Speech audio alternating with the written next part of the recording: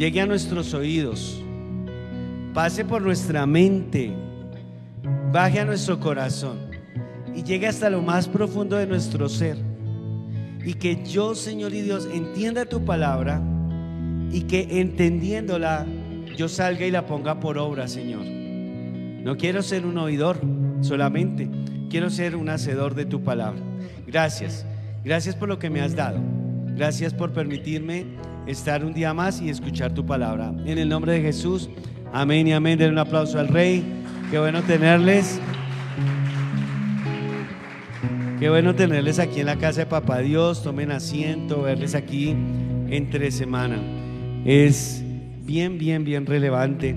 Bueno, como ya saben, estamos en un curso que se llama Guerra Espiritual.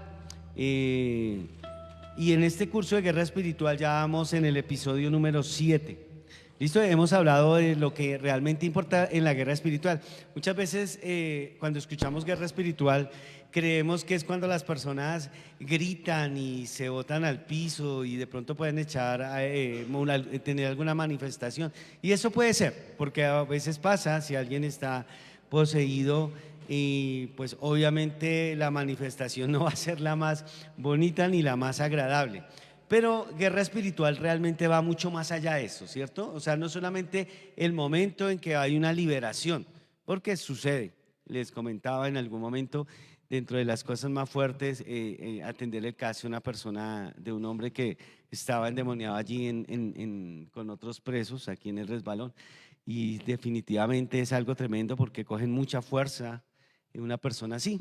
Y bueno, la manifestación, algunos que han estado en este tipo de momentos saben cómo se pone una persona cuando es poseída por un demonio. Pero no solamente eso es guerra espiritual, eso es solo una parte. Aparte de eso, no podemos encajonar la guerra espiritual en estar viendo al diablo por todo lado. Porque imagínense la vida cristiana, uno ir caminando y el diablo acá, el diablo allá, el diablo. No, el diablo está como león rugiente mirando a quién devorar. Pero nuestra vida y nuestra mente y nuestro corazón siempre deben estar dispuestas a adorar a Jesús. Y tienen que estar dispuestas a bendecir y glorificar el nombre de Jesús. Amén. Y claro, nos tenemos que enfrentar con el enemigo, mire, sin verlo.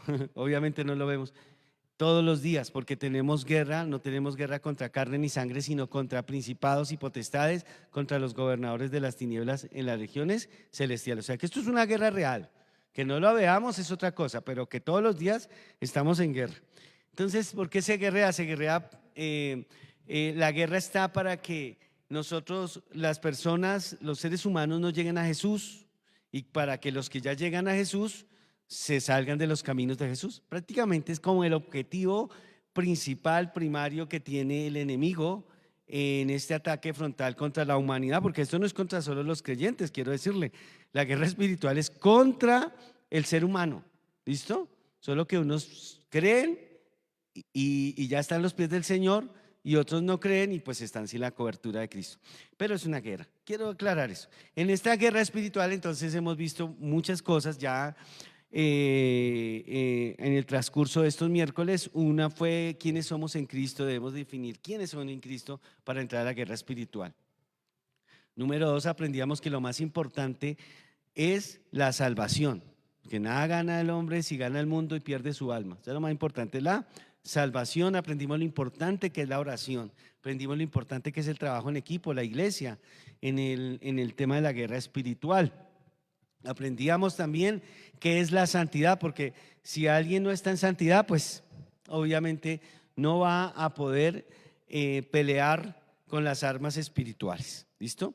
Y aprendíamos hace 8 días qué es la llenura del Espíritu Santo, tan importante en la guerra espiritual. Así les hice un resumen de todos estos miércoles, pero ustedes lo pueden ver en YouTube, ahí pueden encontrar. Hoy llegamos al episodio número 7 y es cuidando el campo más atacado. Cuidando el campo más atacado, más atacado. Guerra espiritual 7, cuidando el campo más atacado. ¿Cuál creen ustedes que es el campo más atacado? La mente, ¿cierto? Bueno, la mente. Ahora bajémoslo más. Después de la mente, ¿cuál es el campo más atacado? El área. No, digamos, salgámonos de nosotros mismos. El campo y el área más atacada, bueno, se lo voy a ayudar un poquito. Todo eso está dentro del cuerpo, dentro del ser humano. Es la familia. Claro, comienza obviamente, el ataque comienza por el individuo, su mente, su corazón, sus ojos, sus sentidos, sus oídos, obvio. Así comienza. Pero después de ello, si ustedes se dan cuenta, es un ataque visceral a la familia. ¿Listo? Y encontraba esto, una parte muy bonito, y quise traerlo, se lo va a leer literalmente. Y algún autor por allí, todo poético, dijo lo siguiente: un hogar es un mundo de sensaciones afuera y un mundo de amor adentro. Bueno, lo ideal, ¿no? Un hogar es un sitio donde los pequeños son grandes y los grandes son pequeños. Un hogar es el reino del padre, el mundo de la madre y el paraíso de un niño. Me pareció muy bonita esa frase. El hogar es un lugar donde nos quejamos más, oye, sí es cierto, pero es donde más se nos trata de la mejor manera. En la casa es donde más nos quejamos, pero dígame si no, es donde mejor se nos trata. Bueno, eso es lo ideal. El hogar es el centro de nuestros afectos, alrededor del cual nacen los mejores deseos de nuestro corazón. Dice este autor: el hogar es un lugar donde nuestro estómago recibe 3 comidas al día y nuestro corazón amor y estímulo permanente. Si quieren, anótenla, muy bonita esa frase. El hogar es el único lugar en la tierra donde las faltas y las flaquezas de la humanidad quedan cubiertas bajo el dulce manto del amor. Y me pareció tan bonito que por eso se los quise dar. Si alguno lo desea, se lo puedo reenviar. Eso es algo muy bonito. Entonces entendía eso. ¿Por qué? O vamos a responder la pregunta hablando de que el hogar es muy bonito. El hogar debe ser un lugar muy bonito y hermoso. ¿Por qué el enemigo ataca tanto los hogares? ¿Por qué los ataca tanto? Y vamos a ver el por qué. Porque es el terreno más atacado. Es lo que más debemos cuidar nosotros, es la casa. Porque si descuidamos la casa o la familia, de ahí para adelante pasa cualquier cosa. Si descuidamos la pareja, si descuidamos los hijos. Entonces vamos a explicar esta noche el por qué el enemigo ataca tanto la familia. ¿Listo? Primero porque afectando la familia implanta caos en la sociedad. ¿Implanta caos en qué? En la sociedad. El apóstol Pablo, ahora sí vamos a la carta del apóstol Pablo a los Efesios, capítulo 5, versículo 21 al 28. El apóstol Pablo acaba de decir, antes de comenzar en el versículo 21, que seamos llenos del Espíritu Santo. Eso está en el versículo 18. Listo, eso lo explicamos la semana pasada. Pero después de decir que seamos llenos del Espíritu Santo, ahora él va a hablar de la familia. Pero para hablar de la familia comienza por un hombre y una mujer, no un hogar, ¿cierto? Constituido. Y entonces va a comenzar hablando de la pareja. Y comienza a decir lo siguiente. Efesios capítulo 5, versículo 21 en adelante. Someteos unos a otros en el temor de Dios. Las casadas estén sujetas a sus propios maridos como el Señor. Porque el marido es cabeza de la mujer, así como Cristo es cabeza de la iglesia, la cual es su cuerpo y él es su salvador. Así que como la iglesia está sujeta a Cristo, también las casadas lo estén a sus maridos en todos. Maridos, amad a vuestras mujeres, así como Cristo amó la iglesia y se entregó a sí mismo por ella, para santificarla, habiéndola purificado en el lavamiento del agua por la palabra, a fin de que presentarla a sí mismo una iglesia gloriosa, que no tuviese, ¿qué dice? Que no tuviese mancha ni arruga ni cosas semejantes, sino que fuese santa y sin mancha. Así también los maridos deben amar a sus mujeres como a sus mismos cuerpos. El que ama a su mujer a sí mismo se ama. Así que él comienza estableciendo y hablando de un orden. En el hogar hay un orden, donde el hombre es la cabeza, es el líder espiritual. Bueno, ese es el orden dado por Dios. Hay un orden en el hogar y ese orden fue establecido por el mismo Señor. Dios le gusta el orden. ¿A Dios le gusta qué?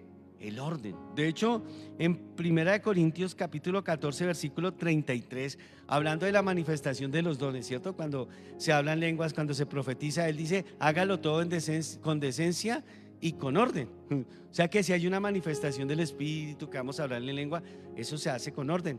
Una persona y esa persona que interprete o alguien que interprete en orden, no todo el mundo hablando, porque dice: si va pasando alguien y los ve a ustedes por allá, dirá: ¿estos qué les está pasando? Están como locos. Eso dice la palabra. Entonces hablando del orden, dice aquí: en 1 Corintios capítulo 14, versículo 33. Voy a leerlo, ustedes lo tienen ahí, yo se los voy a leer en la versión en lenguaje sencillo.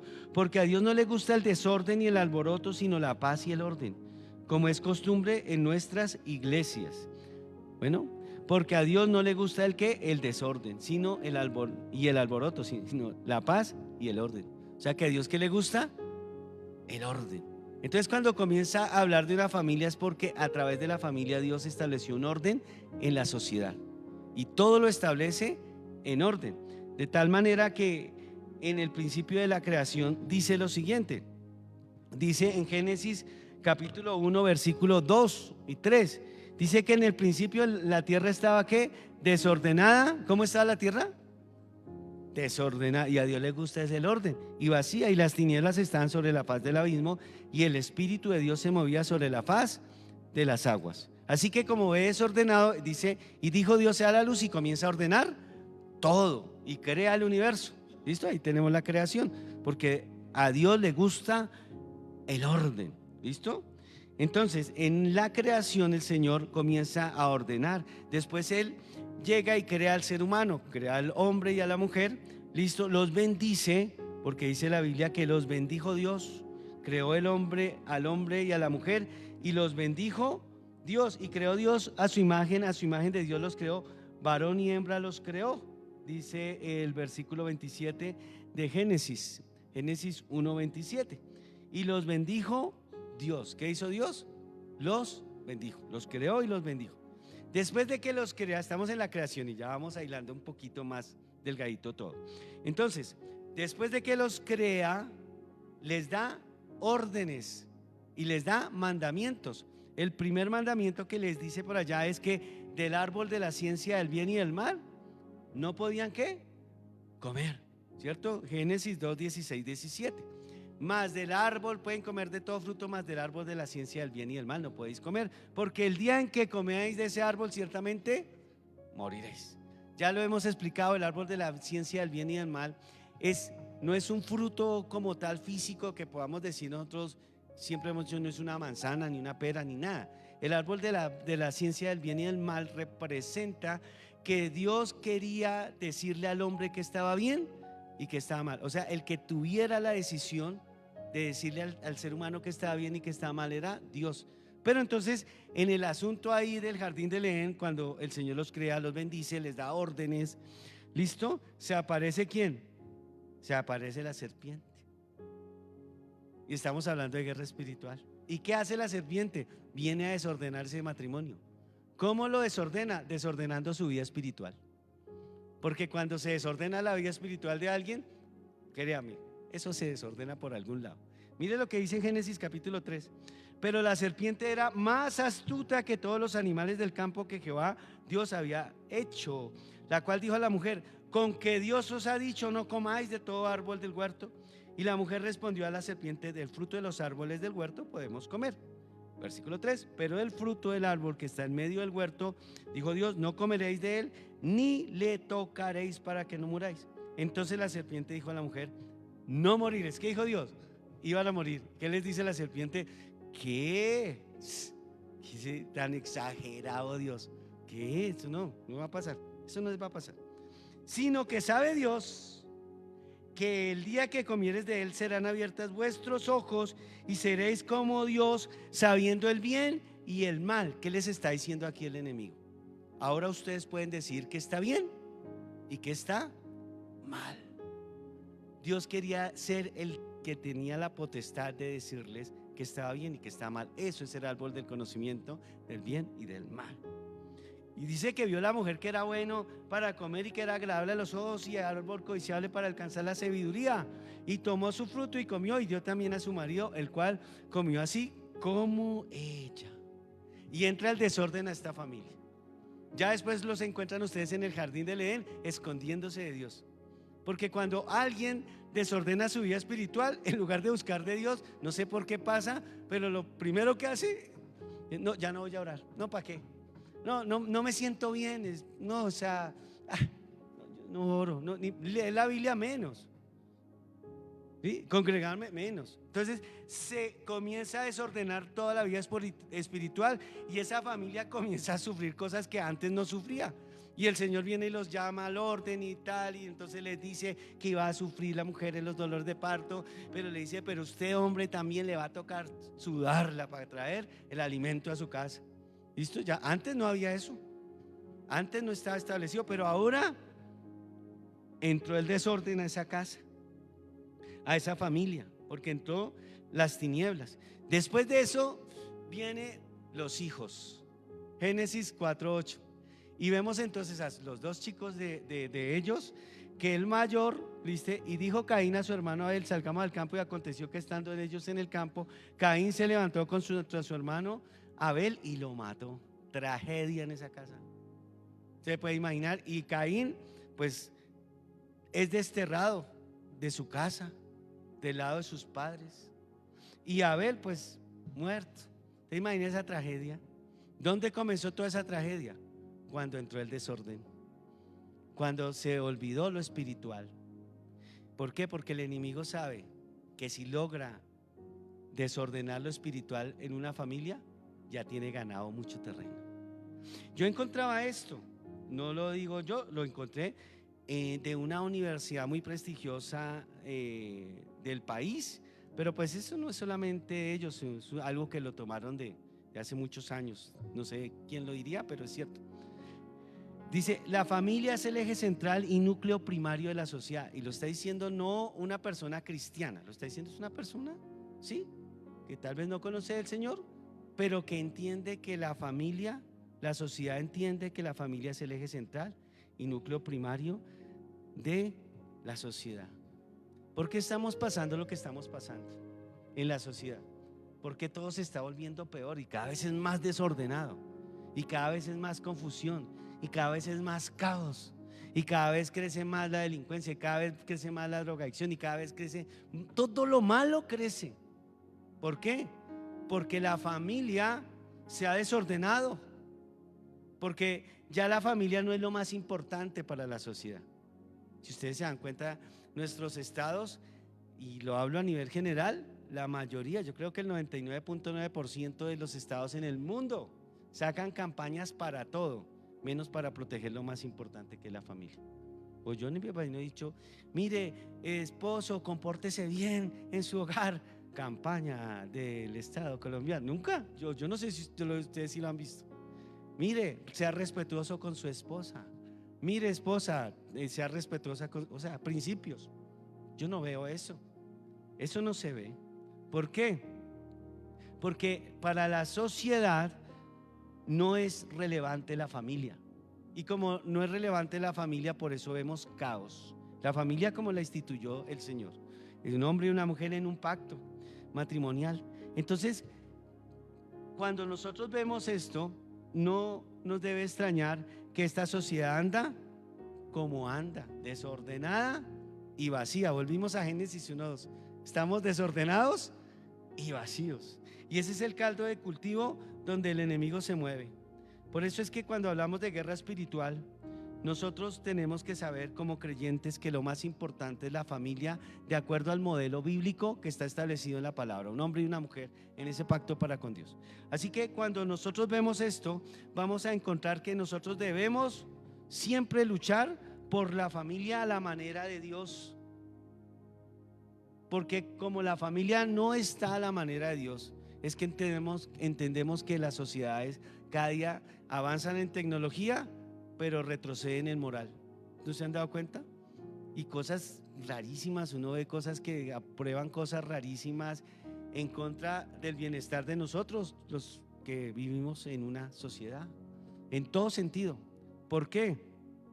Porque la familia ya no es lo más importante. El enemigo está ahí. El enemigo sabe que si destruye una familia, destruye y hace caos en la sociedad. Lo hace y destruye familias, y cada día destruye familias, y cada día destruye familias. Se ve irrespeto, se ve inmoralidad, se ve todo lo que ustedes quieran ver y lo que uno ve en la televisión y alrededor de uno. Entonces no es de extrañar que nosotros como sociedad cada día estemos de para atrás, pero nosotros como creyentes debemos defender la familia y hablar de la familia de acuerdo a cómo está establecido en la palabra de Dios y no darnos pena por eso, no sentir temor por eso, porque es Dios el que estableció la familia. Amén. Entonces, en la guerra espiritual, nosotros debemos entender que el enemigo ha apuntado a traer caos a través de desordenar las familias. ¿Desordenar qué? La familia, la familia. ¿Ustedes no se han dado cuenta que el índice de suicidios ha crecido? Ya no sé, yo me acuerdo hace unos años, por lo menos aquí en el pueblo, comenzaron a aparecer de seguido muchas personas que se habían quitado la vida, y eso fue una conmoción, ¿cierto? Sabía uno la noticia. Hoy en día ya es como tan común. Hay otra persona más, y eso nos habla de que hay una sociedad que tiene enfermedad emocional. Porque para que alguien llegue a tomar esa decisión, no juzgamos, no somos quienes para juzgar ni para ponernos a satanizar a alguien que tomó esa decisión, pero realmente tiene que ser una persona que está demasiadísimo confundida, que no encuentra paz, que no encuentra la salida, que no encuentra la luz blanca al final del túnel para que tome esa decisión tan terrible.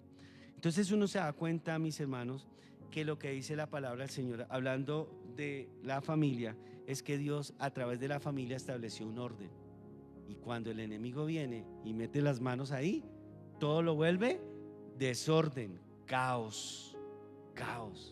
Entonces ya se dice familia de cualquier otra cosa menos del modelo bíblico, y el modelo bíblico está aquí establecido en la palabra de Dios. Así que para nosotros como creyentes tenemos que tener aquí en la cabeza siempre que el principal campo que nosotros debemos guardar es nuestra familia. ¿Nuestra qué? Nuestra familia. Debemos luchar por nuestra familia. Debemos luchar por nuestro cónyuge, porque la esposa esté bien, porque el esposo esté bien. No porque estén ahí porque les tocó, sino porque estén bien. Y entonces tendremos, si los cónyuges están bien, muy probablemente eso va a bajar para el resto de la familia. Amén. Denle un aplauso al Señor. Número 2, ¿por qué el enemigo ataca tanto la familia? Porque sabe que cada daño a una familia afecta a la iglesia. Cada daño que se le hace a una familia es una afectación a la iglesia. Y vayan conmigo a Efesios capítulo 5, y estamos hablando de lo que implica la familia en la sociedad, en la iglesia, y por qué el enemigo la ataca tanto, y por qué nosotros ese debe ser nuestro principal campo que debemos cuidar. ¿Listo? Dice acá: porque nadie aborreció jamás a su cuerpo, jamás a su propia carne, sino que la sustenta y la cuida. ¿Como quién? También Cristo. ¿A quién? A la iglesia. Versículo 30. Porque somos miembros de su cuerpo, de su carne y de sus huesos. Por esto dejará el hombre a su padre y a su madre y se unirá a su mujer, y los dos serán una. Amén. Grande es este misterio, mas yo digo esto con respecto de Cristo y la iglesia. Está hablando aquí la palabra, si leamos el 33, qué pena. Versículo 33 nuevamente. Por lo demás, cada uno de vosotros ame también a su mujer como a sí mismo, y la mujer respete a su marido. El orden que está establecido en la palabra de Dios. Entonces ahora vamos a ver cómo cuando esto no pasa, la iglesia también es afectada. Porque si ustedes se dan cuenta, el Señor está hablando aquí de la familia, pero hace una analogía y una comparación con la iglesia. Dice que la sustenta, que la cuida, porque la iglesia es un organismo vivo. La iglesia somos los creyentes. Amén. Levanten la mano, ¿quién es iglesia?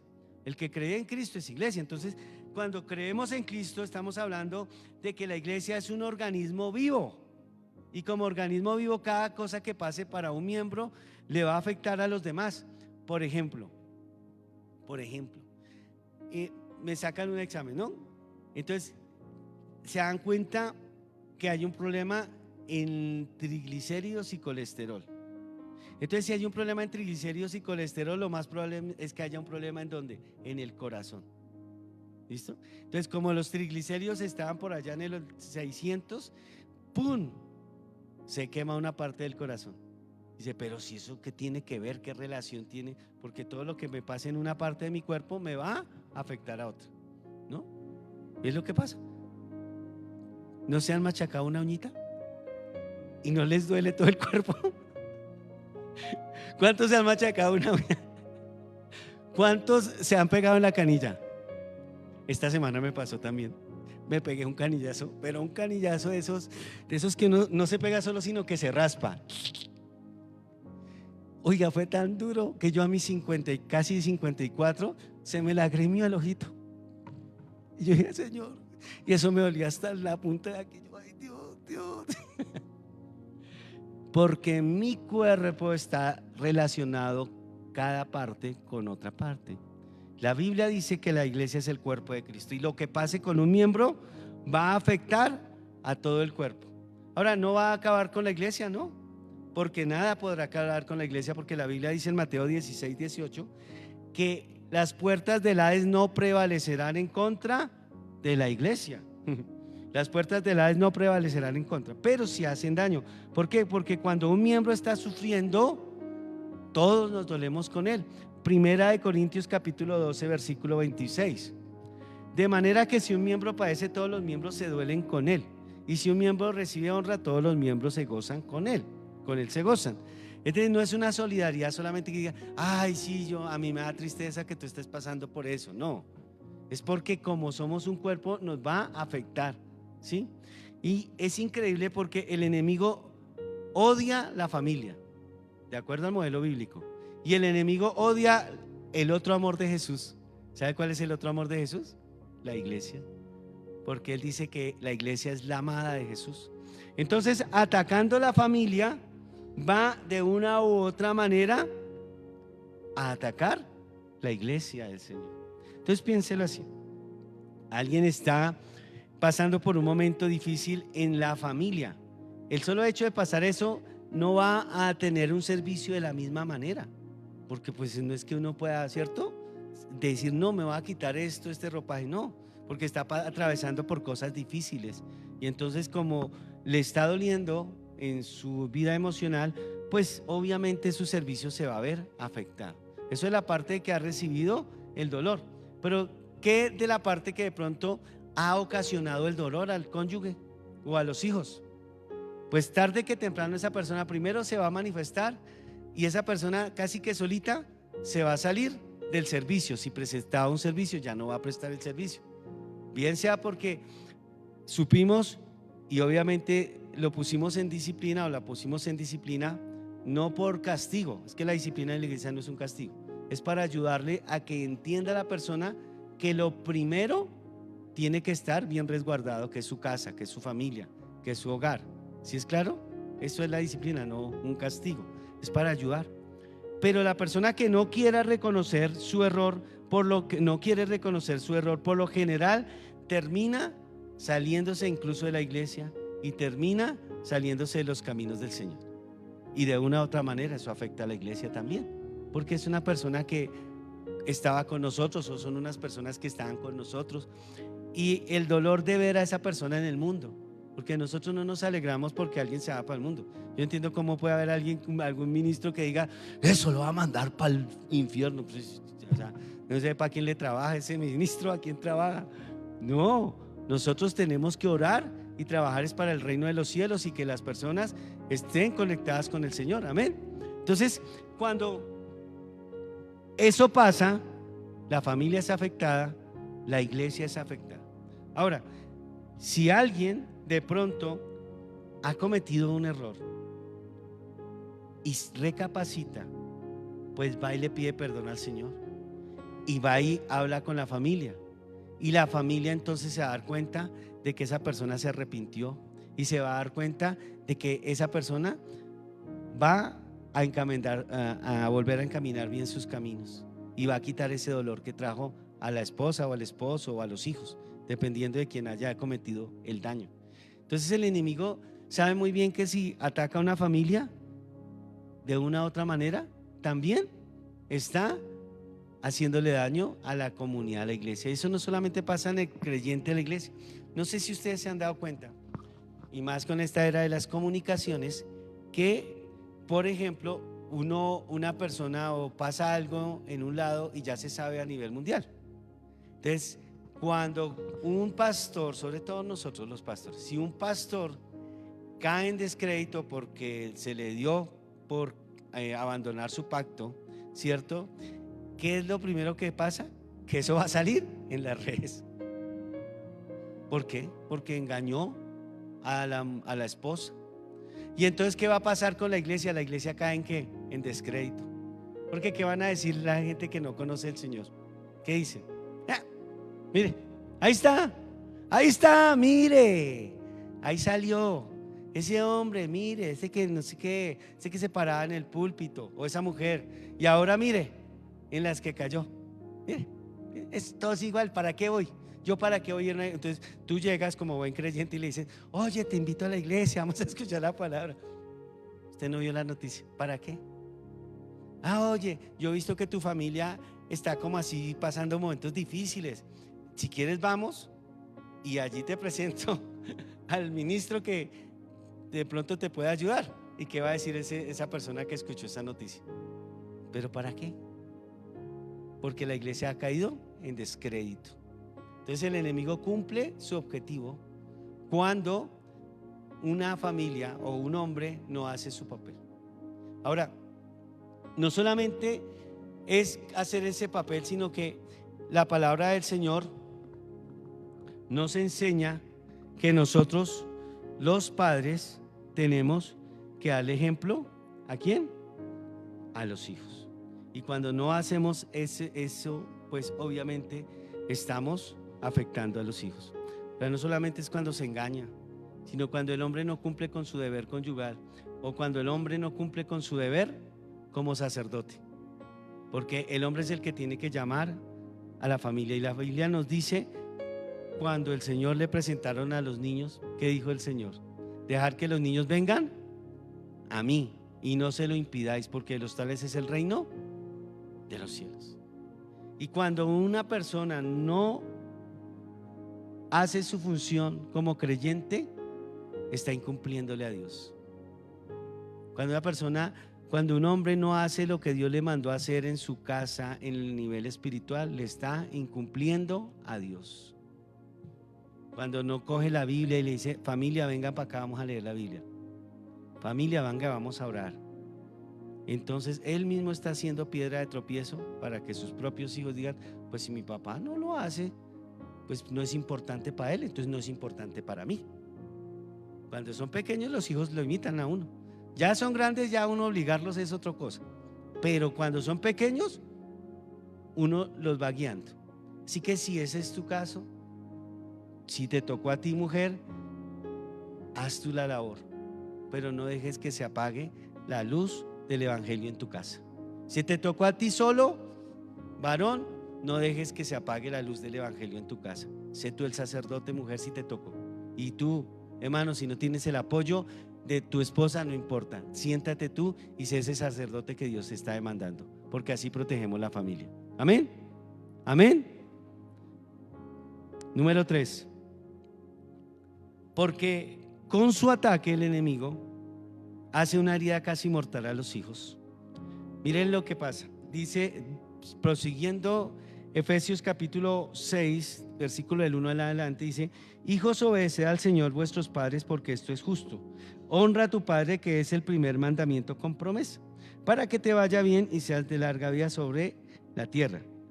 Y vosotros, padres, no provoquéis a ira a vuestros hijos, sino criarlos en disciplina y amonestación del Señor.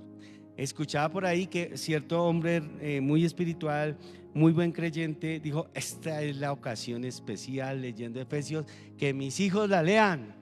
Y le dijo: por favor, lee Efesios del 6, del 1 al 3. Digo, ¿te habla?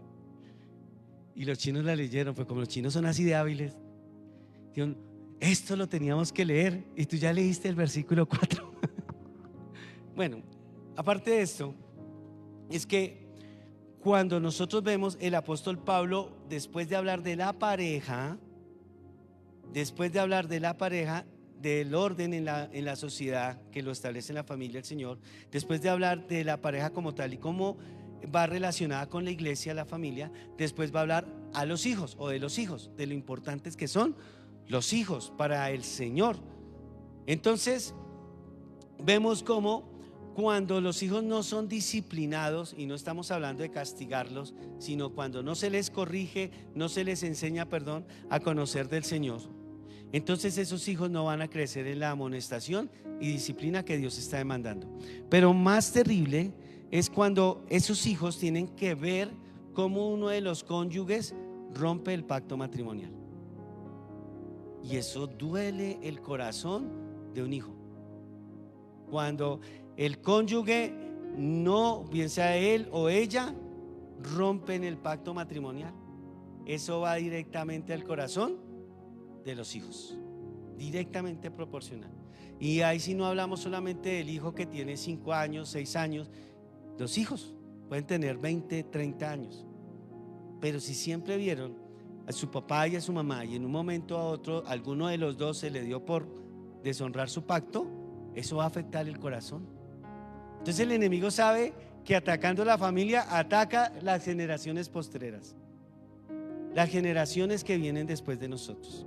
Por eso es que ataca tanto la familia, porque sabe que atacando la familia ataca la sociedad, ataca la iglesia y ataca las generaciones que vienen por delante de nosotros. Mis queridos hermanos, es muy difícil, obviamente, para un niño tener que ver que se ha roto ese pacto entre sus padres. Proverbios 22:6 dice, ya no lo sabemos, ¿qué dice? Instruye al niño en su, y cuando fuere viejo no se apartará de él. Es más difícil hacer la tarea cuando se ha roto el pacto, o cuando no se ha roto el pacto, pero aún así se viven en plena guerra ahí en la casa.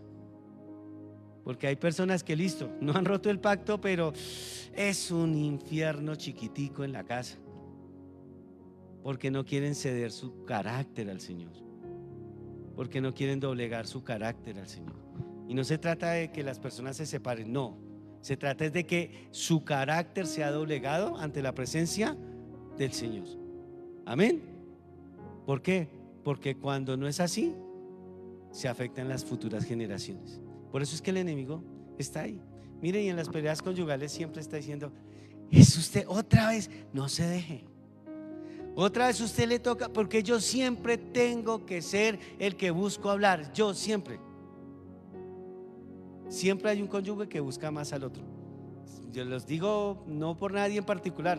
Llevo 20 algo de años en consejerías matrimoniales, y por lo general, de todas las consejerías que he dado, siempre hay un cónyuge que cede más que el otro, siempre. Pero la frase ¿por qué yo tengo que hacerlo? También es una frase muy recurrente. Entonces el enemigo está ahí detrás. No se deje, ya no más, hágale. Y comienza a abrir la puerta. ¿Y sabe cuál es la puerta que les comienza a mostrar? La puerta del divorcio. Este es fácil, ya no más. Y se tomó la decisión. ¿Y quiénes son los afectados? Pues las dos personas y los hijos. Así que con esto en mente tenemos que nosotros cuidar mucho la familia. Y cuidarla no solamente decir, listo, vamos a aguantarnos aquí. No, ser unos buenos hijos de Dios para mostrarle ese modelo a nuestros hijos. Amén. A nuestras generaciones. Si fallamos, ¿qué tenemos que hacer? Pedirle perdón. Si hemos discutido con nuestro cónyuge, pídale perdón al cónyuge, pero después vaya y pídale perdón a los hijos, porque lo más probable es que se hayan dado cuenta. Porque en la casa, para que se guarde un secreto es muy difícil, ¿no? ¿Se han dado cuenta? Por muy grande que sea la casa, esos chinos terminan enterándose. Ya mi mamá está revolviendo el chocolate de mala gana. Eso fue que se discutió con mi papá. No, ya mi papá llegó y tiró esa puerta de la calle, y ya la tiró 2 veces, o sea que no es por casualidad. Y se dan cuenta de nuestras actitudes, de nuestra manera de hablarnos, y entonces ellos vienen a ser los directamente afectados. Si hemos fallado, ¿qué tenemos que hacer? Hijo, perdóname. porque traté mal a tu mamá. Hijo, perdóname porque irrespeté a tu papá. Y seguro eso va a generar un carácter en eso. Imagínese un hijo que le diga al papá: mi papá le importa a esta familia, mi mamá le importa a esta familia. ¿A quién no le importa tu familia? Quiero decirte a quién no le importa tu familia. Al enemigo, porque el enemigo quiere destruir tu familia. Pero está en ti levantarte y decir: yo voy a luchar por mi familia. Amén. La familia a la manera del Señor. Entonces, en esta guerra espiritual, antes que cualquier cosa, nosotros debemos proteger nuestra ¿qué? Familia. Amén. Pongámonos de pie. Lo primero que hoy en este curso vimos es que el enemigo atacará a la familia porque sabe que con eso genera caos en la sociedad, destruye juventudes, destruye sociedades. ¿Y ahí quién gana? El enemigo. Segundo, ¿por qué ataca tanto a la familia? Porque sabe que de una u otra manera también afecta a la iglesia del Señor, que es la amada de Cristo. Y tercero, porque ataca la niña de los ojos del Señor. Los niños son las niñas de los ojos del Señor. Los niños están en el corazón de nuestro Señor.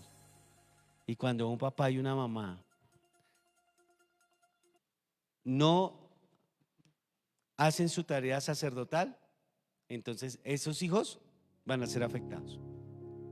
Si nosotros por alguna extraña razón cometemos un error, ¿qué tenemos que hacer? Bajemos la cabeza, pidámosle perdón a Dios, pidámosle perdón al cónyuge, busquemos a los hijos y pidámosle perdón a ellos también. Y seguro, mis hermanos, que vamos a blindar nuestra familia contra los ataques del enemigo. Y nunca falte la oración y la Biblia todos los días, que nunca falte en tu casa, porque así blindas tu casa también. Porque el diablo no quiere verte feliz, el diablo quiere verte en derrota. Y no hablo de derrota económica, no hablo de derrota ni siquiera en la salud. El diablo sabe que si ataca a tu familia, te da un golpe bien certero. Entonces, está en ti, con la ayuda del Espíritu Santo, salir en victoria. Amén. Padre, en el nombre de Jesús de Nazaret, te pedimos que nos ayudes a entender que la familia es lo más importante. Esa familia como tú la dejaste, Señor. Ese diseño original, que es original, no cambia, no debe cambiar porque lo dejaste tú establecido. Ayúdanos a entender este principio de vida en el nombre de Jesús, porque el enemigo ha venido a atacar, y lo principal que está atacando es la familia, está atacando a nuestros hijos, les está colocando droga por delante, les está colocando inmoralidad por delante, les está colocando todo lo que no les conviene, Señor.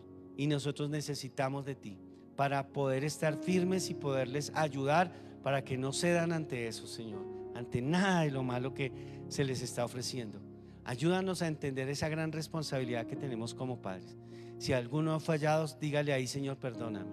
Y si tú no fallaste, pero te fallaron a ti, dile: Señor, dame la autoridad para sacar a mi hijo, a mi hija adelante, Señor, que con tu ayuda y de tu mano yo lo podré hacer. Me tocó solo o me tocó sola, pero Señor, no estoy solo ni estoy sola si estoy contigo. Dígale ahí: y tú me ayudarás a sacar y a educar adelante a mis hijos en el nombre de Jesús. Gracias, Dios, porque tú eres muy bueno, Señor. Ayúdanos a entender que debemos cuidar el campo de la llamado familia en el nombre de Jesús. Denle un aplauso al Señor por la familia. Y tome asiento. Y bueno, en ese orden de ideas, el domingo estábamos celebrando la fiesta de primicia, fue maravilloso.